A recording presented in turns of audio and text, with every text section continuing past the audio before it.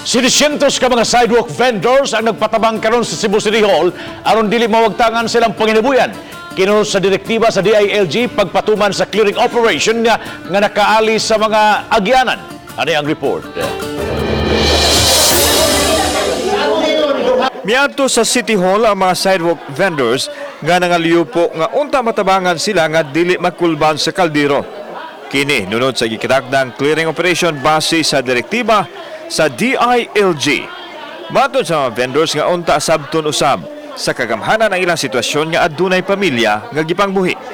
Gawas pa wa usab sila mookupar sa kalsada. Gitulod nila ang mga sakinan nga nagparking sa daplin sa kalsada nga maoy nakabalda. Tanawagan sa ni sa tanan siguro nga mga mayor nga dili na lang sa siguro aptilon kun imong tanawon ang tanginabuhi nga nahapsay na ang lugar, nahapsay na diha datita kay ang karsada gi free man gyud nato.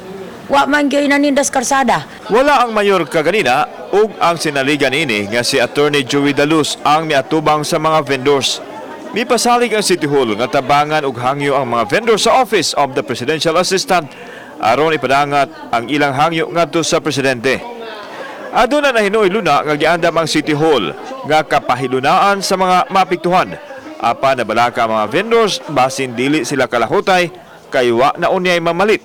The mayor ni sympathize gud nila mo bitang ningos mayor nga kuha ang ilang mga unahuna kay magkistorya tani kung saan nato pagtabang sila no aning ilang crisis karon kay crisis man sa mga vendors karon. Kauban si Godfrey Relian, ako si Alan Domingo. Balitang Bisdak.